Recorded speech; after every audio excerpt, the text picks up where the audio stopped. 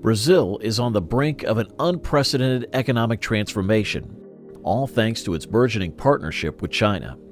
The compelling reasons behind Brazil's potential windfall and how China's influence could pave the way for unprecedented prosperity in this dynamic South American nation. China is dependent on Brazil's commodities, while Brazil is dependent on China's business. The relationship between the two countries is mutually beneficial. More than a quarter of Brazil's exports, totaling more than $90 billion in 2022, are destined for China. The majority of Brazil's exports in 2022 consisted of soybeans, with China taking up approximately 70% of those shipments. The second most valuable export item was petroleum, with 40% going to China. The third most important commodity was iron ore, with China taking 63% of the supply. Brazil's exports of soybeans to China have tripled over the past decade, while the country's shipments of petroleum and iron ore have seen increases of 200% and 40% respectively. The export of beef is projected to reach 1.2 million tons in 2022, an over 7,140% increase from the 17,000 tons shipped in 2002. 7 of the 10 products that are exported to China at the highest rates will be soybeans, beef, cellulose, sugar, chicken, and cotton in 2022, bringing in a total of $48 billion. In the year 2022, the sale of petroleum and iron ore to China brought in a total revenue of $35 billion. Corn was not one of the agricultural commodities that Brazil sent to China in considerable quantities in 2022, but that will change in 2023. In 2023, corn will be one of the agricultural commodities that Brazil will export to China.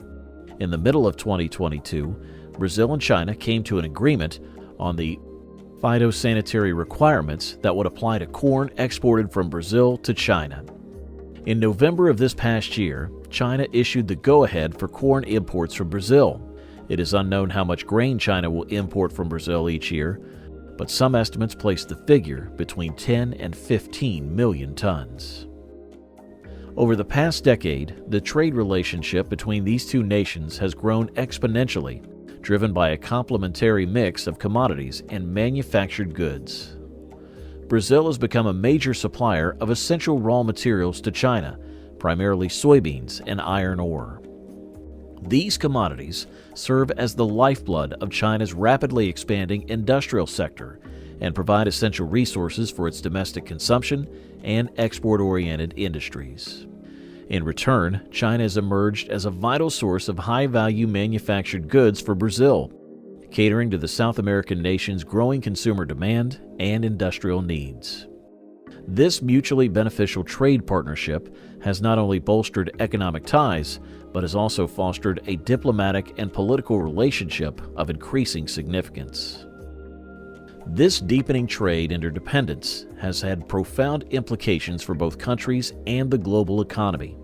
It has helped Brazil weather economic challenges, diversify its export markets, and provide a steady stream of revenue. For China, it has ensured a stable supply of crucial resources for its booming economy. As this trade relationship continues to evolve, it underscores the ever-growing importance of the China-Brazil partnership in shaping the global economic landscape and highlights the interconnectivity of nations in today's highly integrated world. Lula's visit to China in 2023 yielded a substantial number of bilateral agreements that significantly bolstered the strategic partnership between the two nations. These agreements spanned a wide spectrum of areas, ranging from agribusiness to climate change and technological innovation. Such a multifaceted collaboration underscores the depth and breadth of the Brazil-China relationship. One particularly notable outcome of this visit was the real yuan currency swap deal, a pivotal development in the economic ties between the two countries. This arrangement holds the potential to reduce Brazil's reliance on the US dollar, marking a strategic shift in its currency reserves and trade transactions. By allowing direct trade between the Brazilian real and the Chinese yuan, this currency swap deal not only streamlines and lowers the cost of bilateral trade, but also signifies a growing confidence in the yuan as a global reserve currency.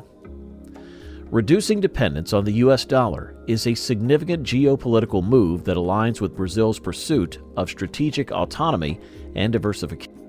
It also reflects a broader global trend of countries seeking alternatives to the dollar-dominated financial system.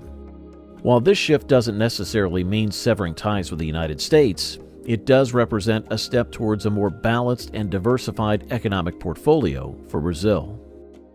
Overall, Lula's visit to China not only strengthened their economic and diplomatic ties, but also highlighted Brazil's intent to adapt to the evolving global financial landscape, potentially reducing its traditional reliance on the U.S. dollar in favor of a more diversified and robust financial strategy. Recent agreements that Brazil and China have signed together signal a significant step forward in their attempts to develop economic cooperation and bilateral relations between the two countries. These agreements cover a diverse range of domains, underlining Brazil's unequivocal intention to strengthen its already substantial commercial connections with China, one of the most powerful economies in the world. These agreements place a significant emphasis on innovative agribusiness, which is reflective of Brazil's significance in the agricultural sector on a global scale. This relationship might result in higher agricultural productivity and initiatives to share agricultural technologies, which would be beneficial to both countries as they work to secure their food supply chains. In addition to being an essential industry, these agreements encompass the manufacturing sector. The industrial sector in Brazil stands to gain from Chinese investments and expertise, which has the potential to increase Brazil's production capacities and its level of competition. In the realm of the digital economy, Brazil is in a position to capitalize on China's superior technological capabilities, which will in turn stimulate innovation and digital transformation. This collaboration may result in the creation of innovative technology and solutions that are of use to both countries. The dedication to sustainable development is highlighted by cooperation in the green energy sector. The huge natural resources of Brazil, coupled with the know-how China possesses in the field of renewable energy, have the potential to hasten the shift away from polluting energy sources and toward those that are better for the environment, thereby enhancing energy security. These accords represent Brazil's strategic shift toward China as a major partner in a variety of industries, highlighting the potential for both countries to expand economically and enjoy greater wealth. Both countries are working to strengthen their economic links, which positions them to make important contributions to global trade and innovation, while simultaneously addressing pressing concerns such as maintaining environmental sustainability and ensuring enough food supply. The Indian economy is going to experience rapid expansion over the course of the following decade.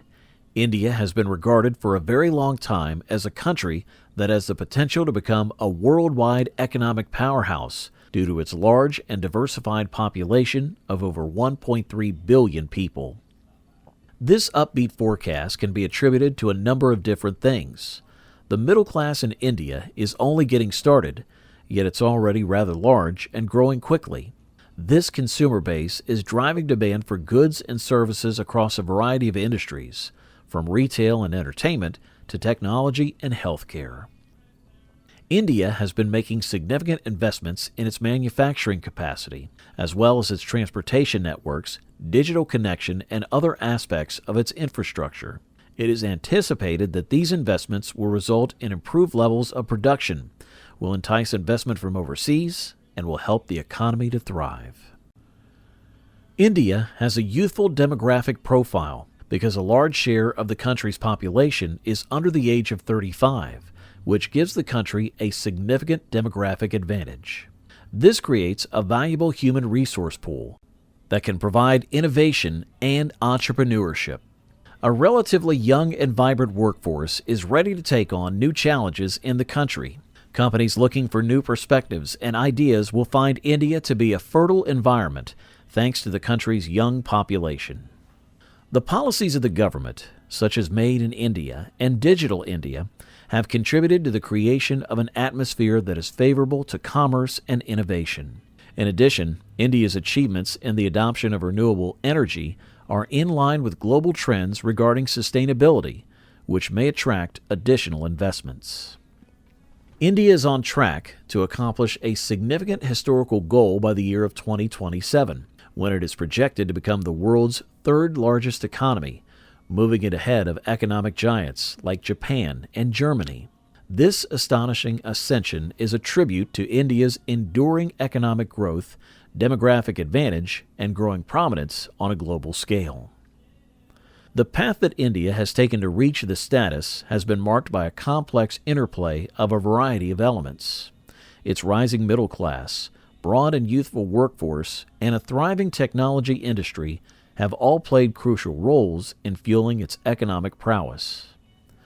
All three factors have contributed significantly to the country's overall economic prowess. In addition, economic reforms and measures of liberalization have further stimulated investment and innovation, which has fostered an atmosphere that is suitable to rapid growth. Because the economy of the country encompasses such a wide variety of sectors, ranging from time-honored ones like agriculture to cutting-edge industries like technology, it is a major player on the international economic stage. India's contribution to the world economy is more than just a matter of numbers. It reflects a nation that is leveraging its potential to lift millions of people out of poverty, fuel innovation, and influence the economic landscape of the worldwide community. The entire world is keeping a keen eye on India's progress as it moves closer and closer to its goal of becoming the world's third largest economy. Everyone is aware of the revolutionary effect that this development would have, not just on India, but also on the existing economic order on a worldwide scale. The incredible potential for economic expansion that India possesses is hard to overstate. According to projections made by economic experts, India's gross domestic product could more than double by the year of 2031, moving from its projected level of $3.5 trillion in 2021 to nearly $7.5 trillion. This estimate is a reflection of a combination of variables that are moving the nation toward economic expansion on a scale that has never been seen before. In the first place, India is home to a young and energetic population with a median age of just 28 years, which positions the country to reap the benefits of a big demographic dividend in the near future.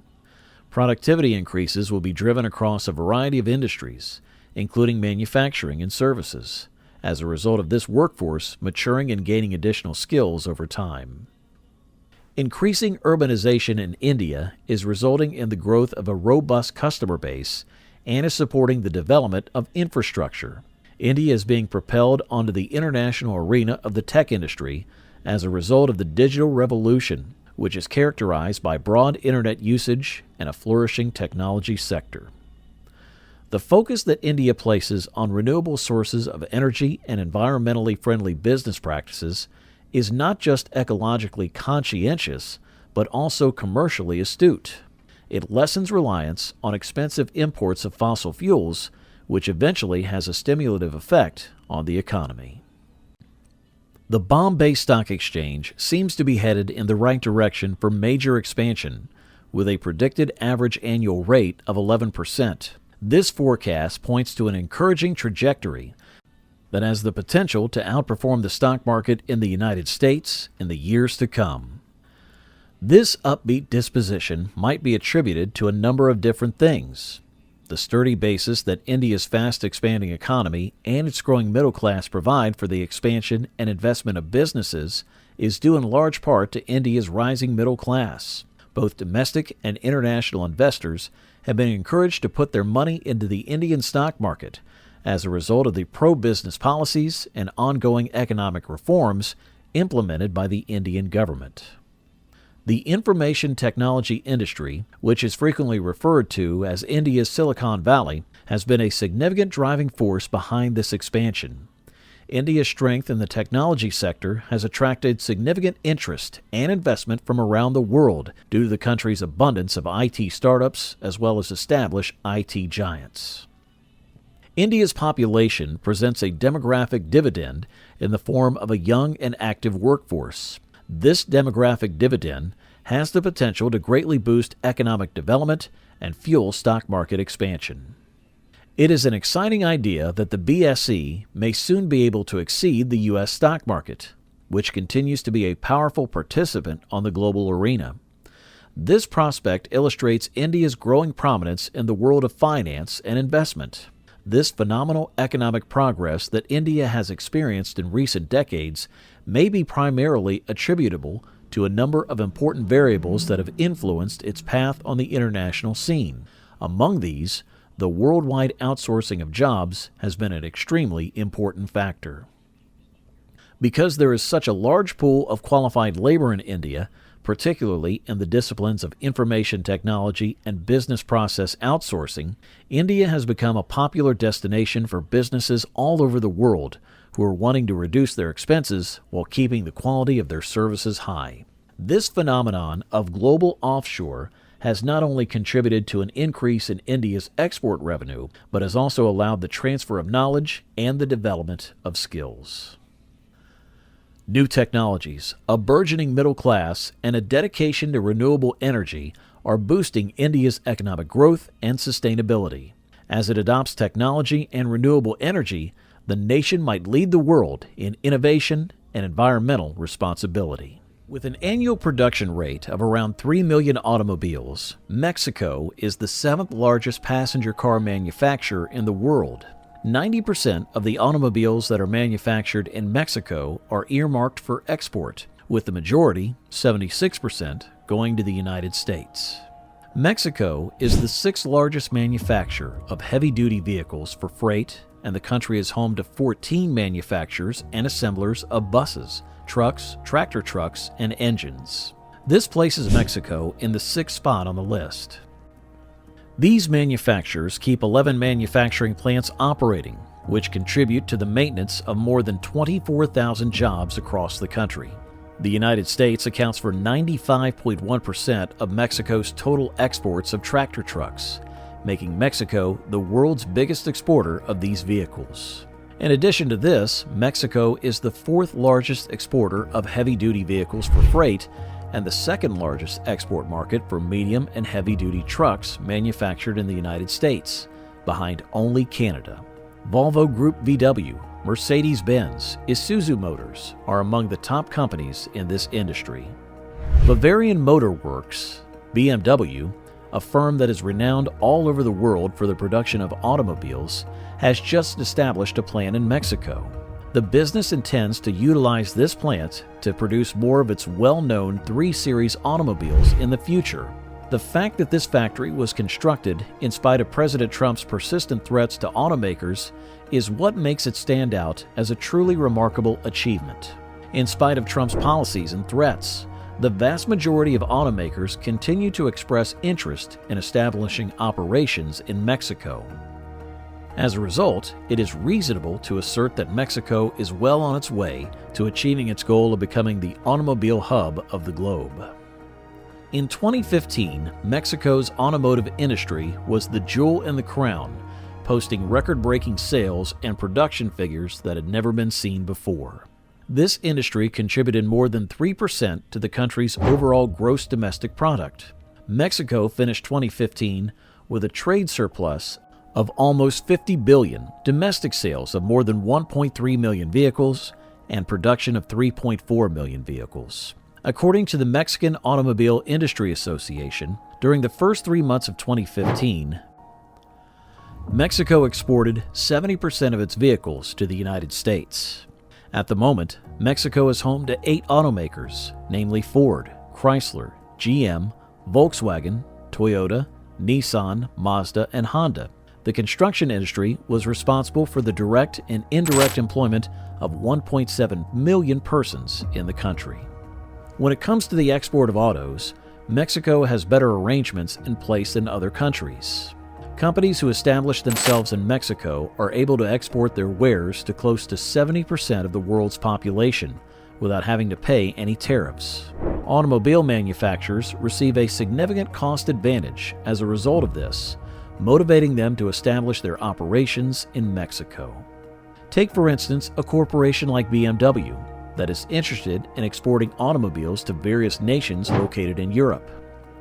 If BMW decides to utilize the United States as its base, the countries of Europe will impose a 10% tax on vehicles that are imported from the U.S. If a vehicle is exported from the U.S., the buyer is responsible for paying a tax of $4,000 on the vehicle because the average price at which BMW is sold is roughly $40,000. On the other hand, there will be no obligation to pay tax on the vehicle in the event that it is exported from Mexico. Because of this, BMW will have a cost advantage of $4,000 if they export their products from Mexico. This cost advantage can then be passed on to consumers, which will ultimately lead to an increase in sales. Therefore, it is safe to conclude that Mexico's favorable trade arrangements are one of the reasons that automobile manufacturers are lining up to build a plant there. This is because Mexico has a lot of trade deals that are in Mexico's favor. In recent years, BMW is not the only firm to establish a manufacturing facility in Mexico. Additionally, Volkswagen and GM are making their mark in Mexico's automotive industry. As a result, it shouldn't come as a surprise that Mexico ships out 80% of the automobiles it produces. The market for automobiles in North America is perhaps the greatest in the world. The only other low-cost producer that is geographically close to North America is Mexico. When compared to similarly equipped vehicles created in the United States, the price of a vehicle manufactured in a Mexican factory is approximately $1,000 less. This is due to the fact that the typical Mexican worker in the automotive industry is 24 years old, making them relatively inexpensive at $40 per day. It is for this reason that a great number of American businesses have relocated their manufacturing facilities south of the border. This cost advantage can largely be attributed to the trade pact that the United States has struck with Mexico. There are still a number of ways in which the American automotive industry is dependent on its Mexican counterpart. For instance, the United States is the only country that produces many of the replacement parts that are used in American cars. If significant tariffs are placed on Mexican imports, it will be up to the American consumer to cover the additional cost incurred by these measures until domestic American industries begin producing the relevant components. Mexico's strategic position has been an additional factor in the country's rise to prominence as a major automobile hub.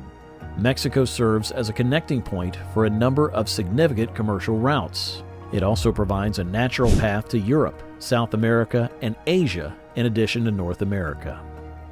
This contributes to the formation of logistic hubs as well as manufacturing centers. As a result, Mexico has become the place of choice for the majority of multinational corporations that wish to import raw materials, build automobiles, and establish distribution supply networks prior to finally shipping items to their final locations. Location is one of the most important aspects of the supply chain sector, right up there with supply chain integration. Because of this, Mexico is quickly becoming a center for the surrounding regions. The majority of cities in Mexico are located within a few hours driving distance of either the Pacific or the Atlantic Ocean. Because of this, transporting autos in either direction is a straightforward endeavor. Mexico's production costs, on average, are a large portion of a fraction of what they are in other countries.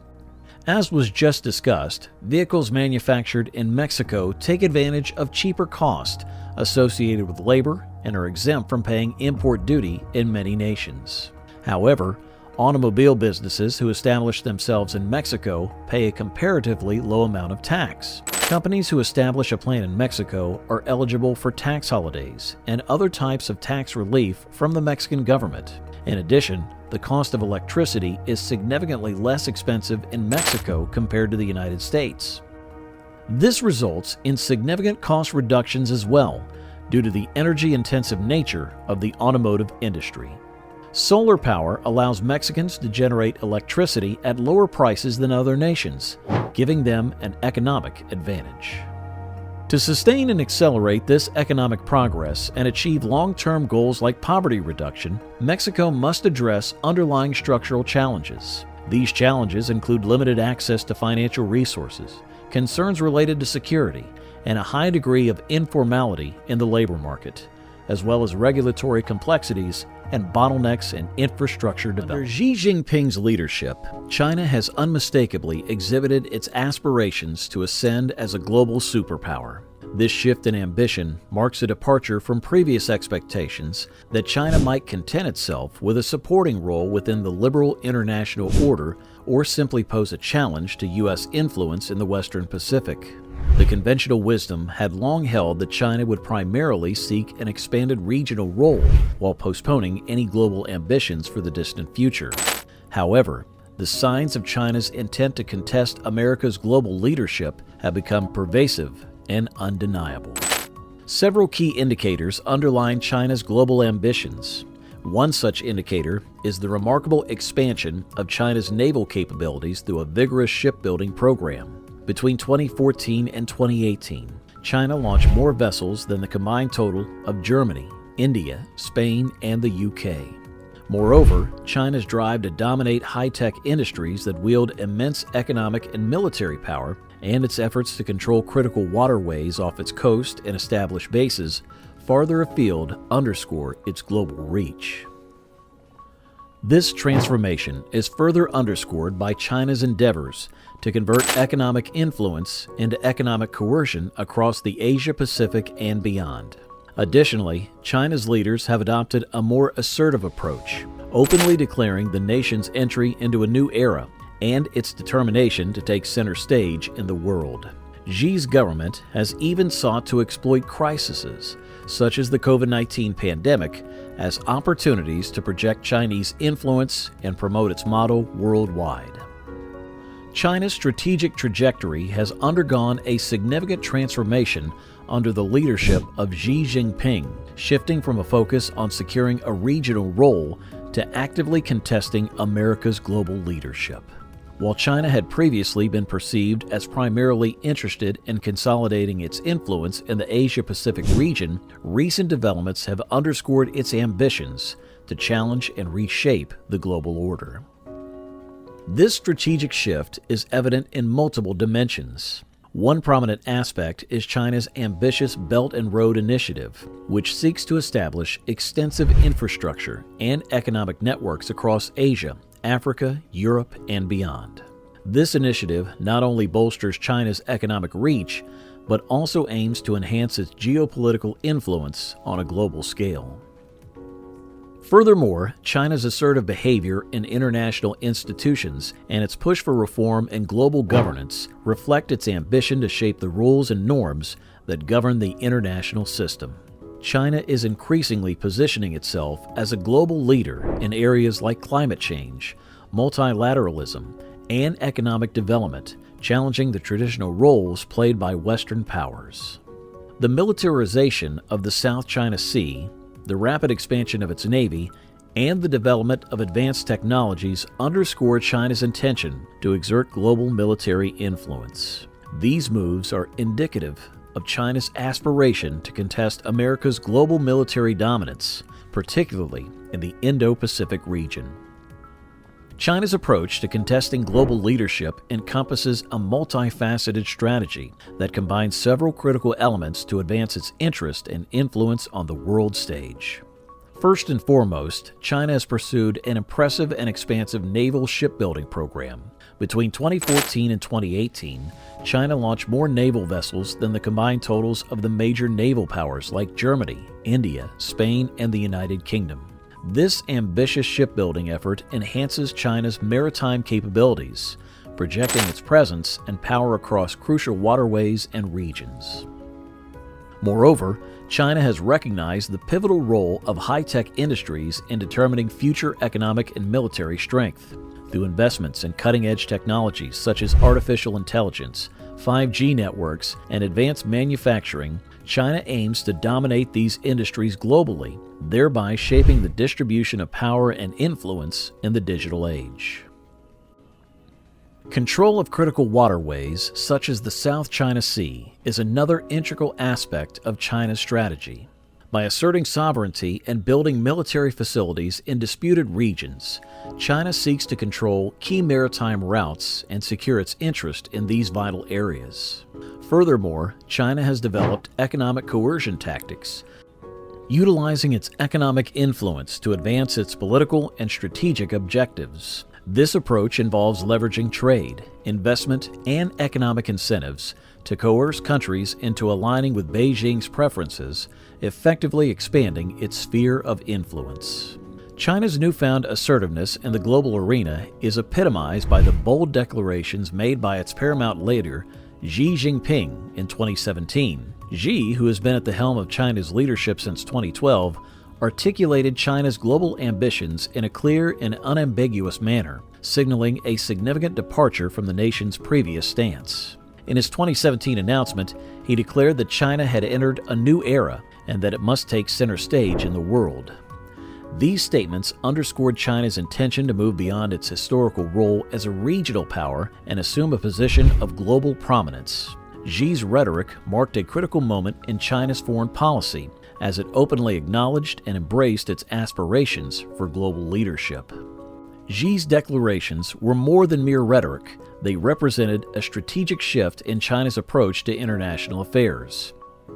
They signaled to the world that China was no longer content with a passive role within the existing global order. Instead, it sought to actively shape and influence the course of international relations, asserting its interest, values, and vision on a global scale. Since Xi's pronouncements, China has embarked on a series of initiatives aimed at expanding its global footprint, including the ambitious Belt and Road Initiative and active participation in international organizations and forums. Xi's declaration has become a touchstone for understanding China's evolving role in global affairs, marking a defining moment in its pursuit of becoming a major global superpower. China's quest for worldwide superpower status hinges on a strategic crossroads, presenting two distinct paths. The first emphasizes regional dominance in the Western Pacific, mirroring the historical trajectory of worldwide giants like the United States. This approach necessitates China's ascension to a dominant position in its immediate neighborhood, extending influence beyond the first island chain, which runs from Japan to Taiwan to the Philippines. Achieving this regional dominance involves breaking the grip of U.S. alliances in the region, pushing American military forces farther from China's shores, and securing veto power over the security and economic decisions of its neighbors. However, this route also comes with considerable challenges, including potential military confrontations, resistance from regional powers, and the risk of escalating tensions. The second path differs significantly as it focuses on global influence through economic, diplomatic, and political means. Here, China would prioritize building a new Chinese-led order across the Eurasian landmass and the Indian Ocean, as well as asserting centrality in global institutions. Instead of exclusively pursuing regional hegemony, China would leverage economic and technological power to shape international norms, standards, and institutions, bypassing the need for unassailable regional. The economy of Turkey on the verge of undergoing significant change. What essential variables are now in place that have the potential to catapult the economy of Turkey to unprecedented heights? Come along as we investigate the factors that could completely transform Turkey's economic prospects. And be sure to pay attention. The economy of Turkey is in a critical state, and it is struggling to overcome difficult obstacles that are causing widespread suffering. The country is afflicted with inflation that is out of control, which is driving up prices and reducing the purchasing power of its population. Concurrently, the Turkish lira is plunging rapidly, which has led to a significant reduction in the value of the currency. As a result of these two crises, millions of people are struggling to make ends meet, and it is becoming increasingly difficult for them to afford basic essentials. While citizens expectantly wait for relief from these pressing financial issues, the government faces a difficult battle to stabilize the economy and faces it with an uphill battle. The road to recovery seems to be lengthy and winding, which casts a shadow of uncertainty over the economic future of Turkey. Turkey has established itself as a significant player in the world economy over the course of the past 10 years, exhibiting incredible growth and development along the way. Nevertheless, during this time of prosperity, there have been many obstacles to overcome. The rising current account deficit is a serious cause for concern, as it is expected to reach 7.4% of the country's gross domestic product in 2013. This figure is a warning indication, as it indicates that Turkey is dependent on short-term finance from outside sources. The expansion of Turkey has been phenomenal, and it has been propelled by a wide variety of industries, including construction, manufacturing, and service. A successful export business can be attributed to the country's advantageous geographic position as a bridge between Europe and Asia. The robust entrepreneurial culture of the nation has attracted international investments, which has fostered innovation and led to the creation of new job opportunities. There is reason for concern regarding the ever-increasing current account deficit. A deficit of this magnitude might make a nation vulnerable to economic shocks from other countries, which has the potential to set off a financial crisis. Turkey needs to implement responsible fiscal policies, broaden its export markets, and promote foreign investments with long-term horizons if it is to maintain its current level of economic stability. The key to ensuring the nation has a successful future is to strike a healthy balance between its outstanding growth and its ability to be sustained. Over the course of a number of years, Turkey has established itself as a vital player in the economy of the world, demonstrating amazing growth and progress along the way. Despite the fact that we are currently enjoying financial success, there have been many challenges to surmount.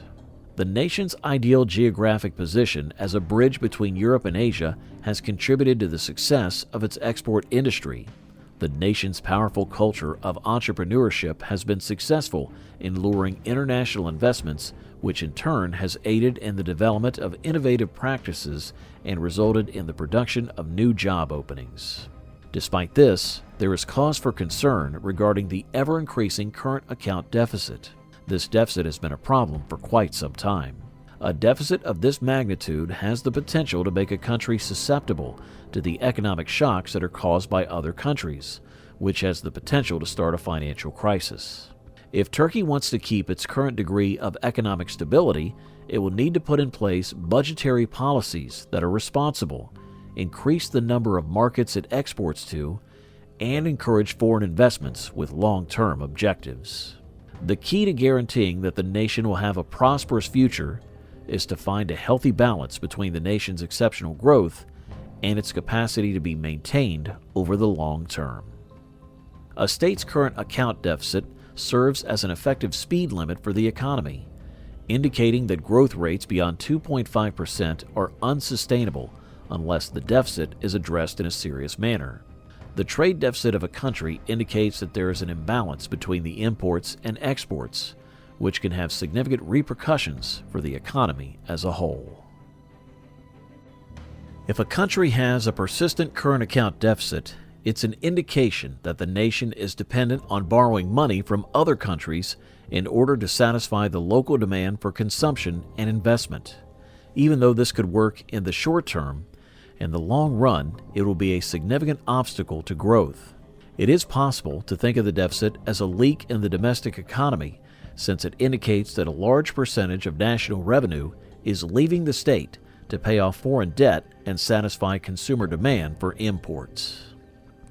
When economic growth exceeds 3%, the deficit's drag becomes more noticeable. Currency depreciation, increased interest rates, and inflation are all potential outcomes of chronic deficit spending. As a result, consumers have less money to spend, and the benefits of economic growth are reduced. If a nation wants to ensure its long-term economic development, it must take steps to reduce its current account deficit. Lifting the development speed limit imposed by this persistent imbalance requires measures to encourage exports, reduce excessive imports, and manage levels of foreign debt. If this doesn't happen, it might destabilize the economy and slow the country's progress. Turkey is at a crossroads in its quest for sustainable growth and the correction of economic imbalances. If the state wants to continue on a path of stability and prosperity, it must give top priority to increasing its domestic savings, which includes both the public and private sectors. Experts propose promoting pension savings as a policy measure to protect the financial well-being of an elderly population. The economy can benefit from a safety net of public savings, which can be strengthened by setting lofty savings goals. A nation's export competitiveness can be boosted, innovation encouraged, and new jobs created by encouraging investment in high-tech export sectors. The overarching goal of these policies is to help a country's economy expand and prosper for the long term, while also providing for its residents' immediate needs. Introducing structural modifications becomes an important tactic when trying to increase competitiveness. Chemicals, pharmaceuticals, machinery, and equipment are examples of high-value exports that need special attention. These areas not only help the economy, but also improve a country's standing in the world. Countries may revitalize their manufacturing sectors by encouraging innovation and investing in technology. The economy benefits from this shift, and the business climate becomes more robust and active as a result. Diversification and constant commitment to better value in a quickly changing global market pave the way to sustainable competitiveness and ultimately the foundation for lasting prosperity. Turkey is currently in the position of being forced to show restraint in the increase of its expenditures in order to maintain the economic stability of the nation. Comprehensive reforms in a number of essential areas will be required if the state is to make progress toward achieving budgetary stability. These include the reevaluation of public wage indexation to assure sustainability, a crucial revamp of pension systems to better align with future needs, and a wise adjustment of spending ceilings informed by previous budgetary deviations. All of these are necessary in order to ensure that the public sector can continue to function effectively. Nigeria has one of the largest economies in Africa. It has been predominantly based on the petroleum industry since the late 1960s. Since 1973, a succession of global oil price increases has resulted in substantial economic expansion in transportation, building, industry, and government services. Because of the enormous inflow of rural people into greater urban areas, agricultural production slowed to the point where cash crops like palm oil, peanuts, and cotton were no longer substantial export commodities. Furthermore, beginning about 1975, Nigeria was compelled to import basic commodities such as rice and cassava for local consumption. Before we get into how Nigeria will become rich, first let's analyze some trade data and the agriculture, forestry, and fishing sectors. Nigeria possesses abundant arable land, but a severe shortage of farmland exists in densely populated regions, such as the southeastern states and the areas around Kano, Katsina, and Sokoto. This scarcity has led to significant migrations by Igbo, Ibibio, and Hausa communities. Cultural traditions, like the prohibition against selling family land, further restrict land access in certain areas with apparent cultivable land. Desertification in the north has also limited available land. A substantial portion of Nigeria's population, over 70%, depends on agriculture for their livelihoods. Most are small-scale subsistence farmers who rely on hand tools like hoes and machetes. Challenges including land scarcity, poor storage facilities, limited transport infrastructure, and insufficient investment capital hamper agricultural productivity. Despite government initiatives, the food deficit worsens due to rapid population growth and urbanization.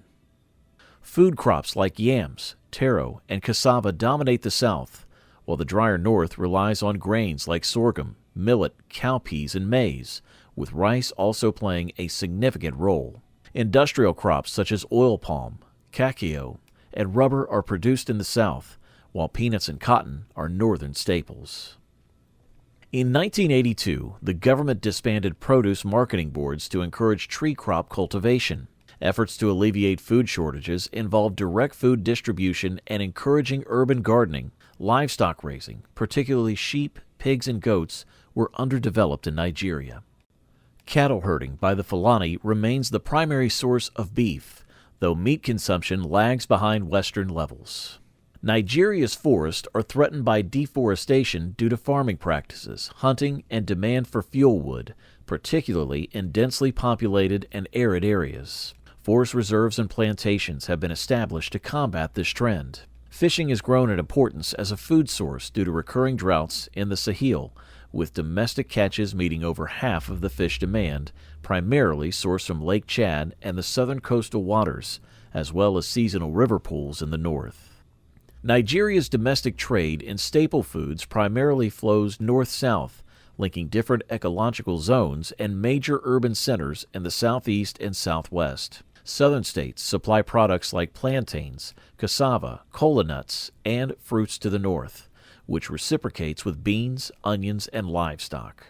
Yams from the central region find markets in both southern and far northern cities, demonstrating a dynamic interplay of agricultural products. Local markets, street vendors, and small neighborhood shops serve as key avenues for the sale of food items and manufactured goods. On the international front, Nigeria's major exports, including crude oil, cocoa beans, and rubber, find destinations in countries like India, the United States, and the European Union. Conversely, the nation imports machinery, transport equipment, manufactured goods, chemicals, and food, mainly from the EU, China, and the United States. Nigeria's trade history has seen shifts from deficits to surpluses and back. Initially facing a trade deficit at independence, revenue from crude oil exports led to surpluses in the late 1960s. However, the mid-1970s saw the return of deficits, influenced by global oil market fluctuations and government spending decisions. Trade balances remained unpredictable, with a surplus in 1980 supporting projects like Abuja's development, but turning into a deficit by 1982. The country's external debt interest further complicated its trade dynamics in the 21st century, emphasizing the importance of debt relief for a truly favorable trade balance. Nigeria's mining sector was relatively small compared to its vast potential. The sector had not been fully developed or tapped into its abundant mineral resources. Nigeria is known to have significant reserves of various minerals, including solid minerals like tin, limestone, coal, gold, lead, zinc, and others, as well as oil and natural gas. The Nigerian government had been making efforts to promote the growth of the mining sector and attract investment to unlock its potential. Initiatives such as the Nigerian Mining and Minerals Act of 2007 and the establishment of the Nigeria Mining Cadastre Office were aimed at streamlining the sector and providing a conducive environment for mining activities. However, the sector faced various challenges, including inadequate infrastructure, regulatory hurdles, security concerns in some mining regions, and a lack of funding for exploration and development. These challenges had hindered the sector's growth and prevented it from reaching its full potential. Between 2010 and 2020, the oil industry was responsible for 8.8% of the gross domestic product, and it supplied around 60% of the income to the government over the same period. Recent decreases in revenue have led to a rise in the deficit, which will result in an increase in the public debt from 27.6% of GDP in 2019 to 35% in 2021. The COVID-19 epidemic has made the revenue situation far worse, and the sustainability of the government's finances has emerged as a key risk for the country's long-term economic growth. When various parts of Nigeria's economic development and related metrics are examined more closely, it becomes clear that the country faces significant issues. First, despite having the largest economy on the continent, Nigeria's per capita income only ranks 18th in all of Africa. This is an indicator of the prosperity, or lack thereof, of the people as well as the contributions of citizens to the riches of the nation, and it is not only the consequence of the sheer quantity of the population. An increase in Nigeria's GDP per capita is possible if the country's workforce is trained better and the country's technical infrastructure is brought up to speed. Second, because its economy is driven primarily by the extractive sector, Nigeria has inherent rigidities when it comes to the absorption of labor in the national economy. This is due to the fact that extractive industries are by their very definition capital-intensive and produce a comparatively low number of job possibilities. Third, Since the economy of Nigeria is so dependent on natural capital and the export of raw or unprocessed commodities, it is vulnerable to the ups and downs that are caused by shocks from the outside world, whether those shocks be economic, political, or health-related. Nigeria, endowed with abundant natural resources, notably oil, has the potential to exponentially grow its economy by expanding its export base and reducing corruption. The nation's heavy reliance on oil exports has made its economy vulnerable to fluctuations in global oil prices. To mitigate this risk and foster long-term prosperity, diversification is crucial.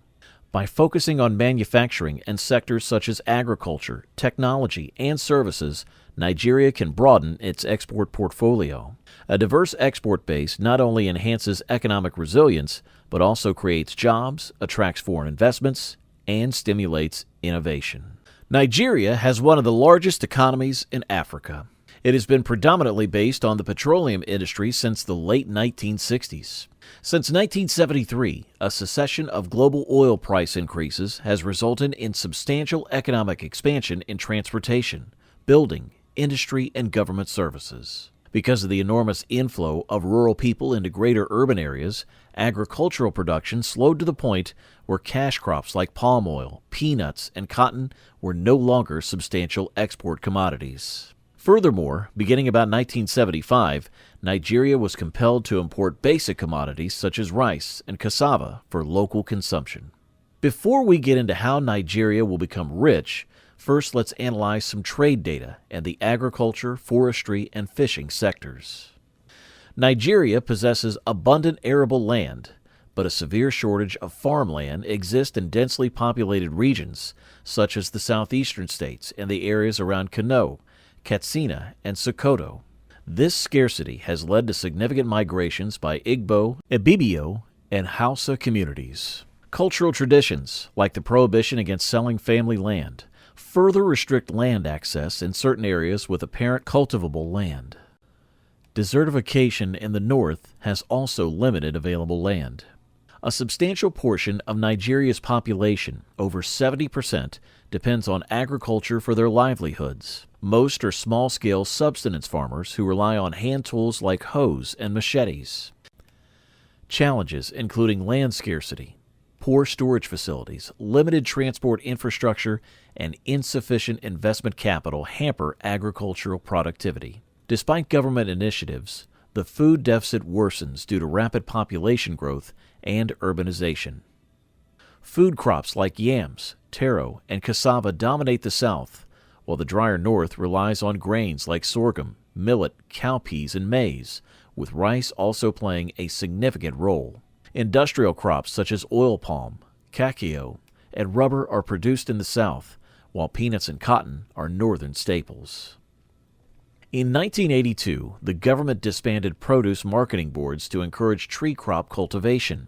Efforts to alleviate food shortages involved direct food distribution and encouraging urban gardening. Livestock raising, particularly sheep, pigs, and goats, were underdeveloped in Nigeria.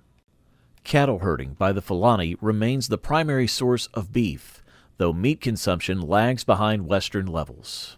Nigeria's forests are threatened by deforestation due to farming practices, hunting, and demand for fuel wood, particularly in densely populated and arid areas. Forest reserves and plantations have been established to combat this trend. Fishing has grown in importance as a food source due to recurring droughts in the Sahel, with domestic catches meeting over half of the fish demand, primarily sourced from Lake Chad and the southern coastal waters, as well as seasonal river pools in the north.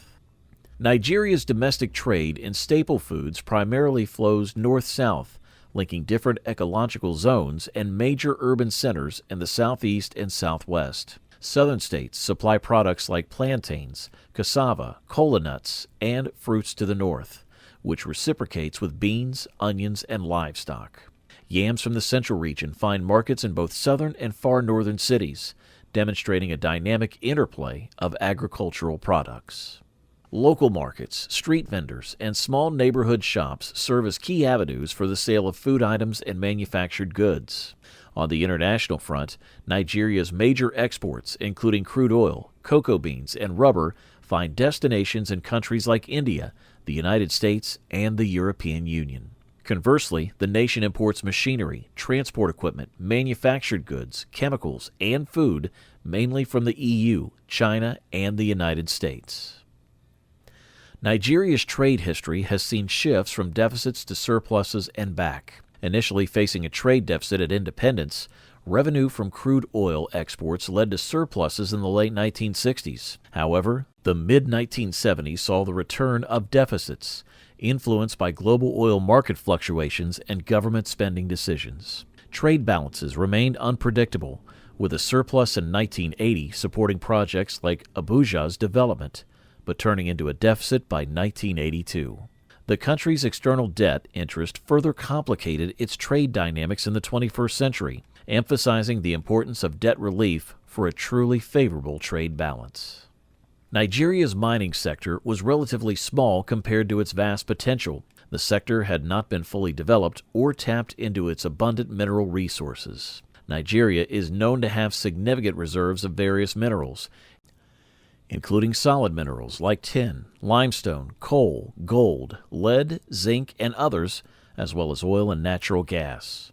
The Nigerian government had been making efforts to promote the growth of the mining sector and attract investment to unlock its potential. Initiatives such as the Nigerian Mining and Minerals Act of 2007 and the establishment of the Nigeria Mining Cadastre Office were aimed at streamlining the sector and providing a conducive environment for mining activities.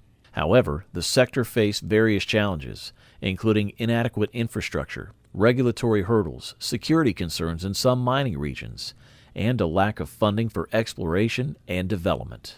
These challenges had hindered the sector's growth and prevented it from reaching its full potential.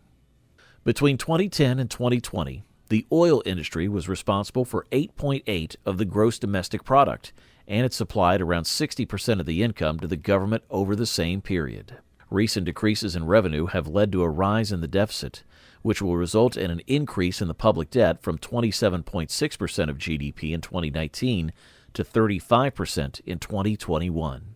The COVID-19 epidemic has made the revenue situation far worse, and the sustainability of the government's finances has emerged as a key risk for the country's long-term economic growth. When various parts of Nigeria's economic development and related metrics are examined more closely, it becomes clear that the country faces significant issues. First, despite having the largest economy on the continent, Nigeria's per capita income only ranks 18th in all of Africa. This is an indicator of the prosperity, or lack thereof, of the people as well as the contributions of citizens to the riches of the nation, and it is not only the consequence of the sheer quantity of the population. An increase in Nigeria's GDP per capita is possible if the country's workforce is trained better and the country's technical infrastructure is brought up to speed. Second, because its economy is driven primarily by the extractive sector, Nigeria has inherent rigidities when it comes to the absorption of labor in the national economy. This is due to the fact that extractive industries are by their very definition capital-intensive and produce a comparatively low number of job possibilities. Third, since the economy of Nigeria is so dependent on natural capital and the export of raw or unprocessed commodities, it is vulnerable to the ups and downs that are caused by shocks from the outside world, whether those shocks be economic, political, or health-related.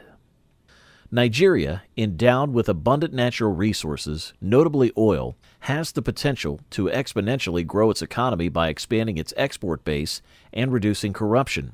The nation's heavy reliance on oil exports has made its economy vulnerable to fluctuations in global oil prices. To mitigate this risk and foster long-term prosperity, diversification is crucial. By focusing on manufacturing and sectors such as agriculture, technology, and services, Nigeria can broaden its export portfolio. A diverse export base not only enhances economic resilience, but also creates jobs, attracts foreign investments, and stimulates innovation. Egypt's history during the 18th dynasty, a significant era within the New Kingdom, spans the years from approximately 1550 BC to 1295 BC. This dynasty played a pivotal role in shaping the destiny of ancient Egypt, leaving behind a legacy that continues to fascinate historians and archaeologists to this day. One of the defining characteristics of the 18th dynasty was its association with a period of resurgence and growth following the turmoil of the Second Intermediate Period. Under the leadership of kings like Ahmose I, who expelled the foreign Hyksos rulers from the Delta region, Egypt experienced reunification and territorial expansion. This era marked a turning point, as Egypt sought to extend its influence northward into Syria and southward into Nubia. These conquests brought immense wealth, including resources and labor, contributing to Egypt's prominence in the region. The 18th dynasty also witnessed the flourishing of Egyptian culture and society.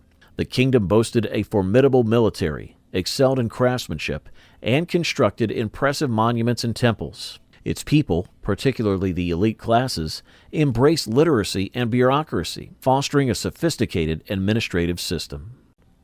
However, this period was also characterized by imperialist tendencies, where Egypt sought to dominate neighboring regions through force and coercion. The pharaohs of the 18th dynasty established a divine monarchy that played a central role in the lives of Egyptians, reinforcing control and stability. The value of imports into Egypt is typically 1/3 of the GDP, while exports are 1/10. Since World War II, exports have generally lagged behind imports. The trade deficit was especially large from 1960 to 1965, as development spending increased, reaching a peak in 1966. Following the 1973 war with Israel, there was a concerted effort to restrict imports and encourage exports, although this was largely unsuccessful.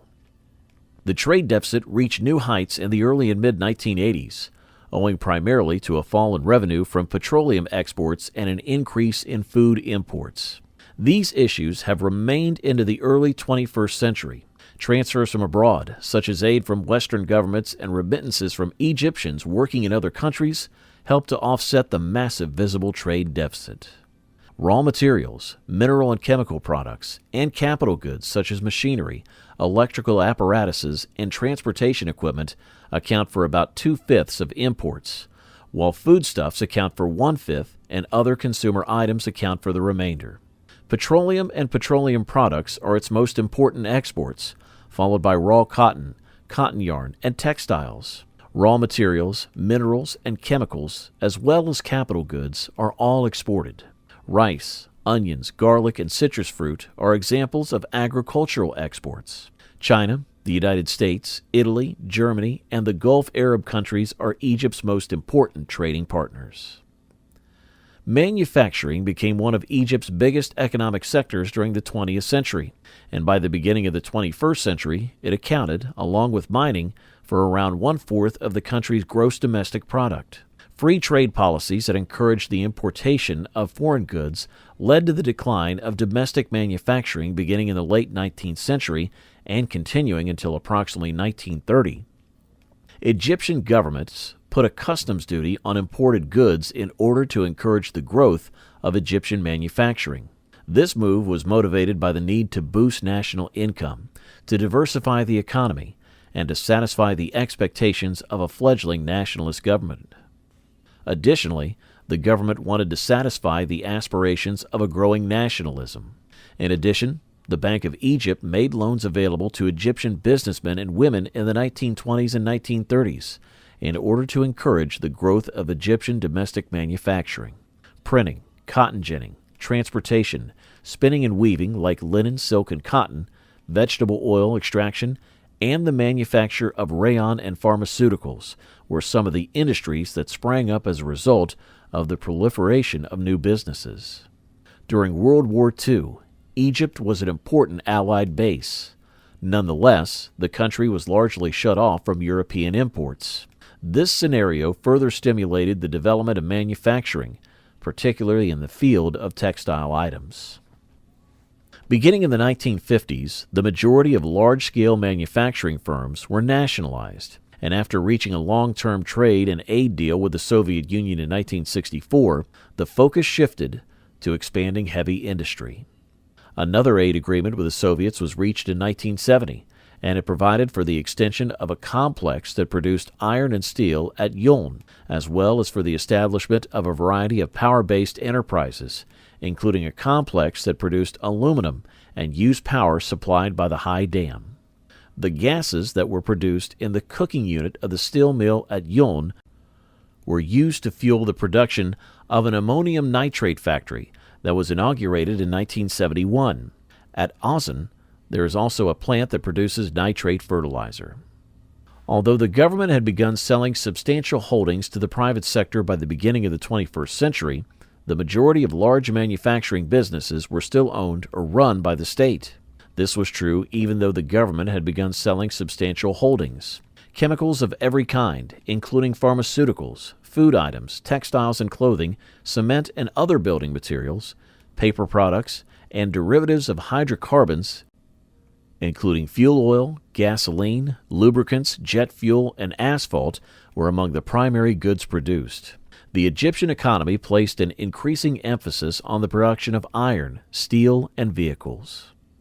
Oil and gas is one of Egypt's most dynamic businesses, and hydrocarbon production is by far the country's largest single industrial activity, accounting for around 13.6% of total GDP in 2018. Egypt has abundant energy resources, both traditional fossil fuels and renewable energy sources. At the end of 2018, Egypt's proved hydrocarbon reserves were 3.3 billion barrels of oil and 77.2 trillion cubic feet of natural gas. The Egyptian government encourages international oil corporations to invest in the oil and gas sector, and there are currently more than 50 IOCs working in Egypt. Through the operation of the 2 Suez Canal transit points and the Suez-Mediterranean pipeline, Egypt plays a critical role in worldwide energy markets. The Suez Canal, which was expanded in 2015, is an important transit route for oil and LNG exports traveling south from North America and down the Mediterranean Sea to Asia. Fees received from the operation of these 2 transit hubs provide significant cash to the Egyptian government. In January of 2019, the Egyptian government established the East Mediterranean Gas Forum in an effort to advance the country's long-term goal of turning Egypt into a regional energy hub. The East Mediterranean Gas Forum, which comprises Egypt, Israel, Italy, Greece, Cyprus, Jordan, and the Palestinian Authority, convened in Cairo in January and accepted the organization's foundation charter, thereby establishing a forum for East Mediterranean natural gas cooperation. The EMGF is an acronym for the East Mediterranean Gas Forum. In addition, Egypt is working to solidify its position as a regional energy hub by relying on its advantageous location, well-developed energy infrastructure, and identified huge gas deposits in the eastern Mediterranean, particularly the Zohr field. Increased revenue from energy exports can be reinvested in education, healthcare, and social welfare programs, ultimately improving the quality of life for Egyptians. However, success will depend on effective governance, sustainable development practices, and global market dynamics. If managed wisely, Egypt has the potential to transform into a prosperous nation in the coming years.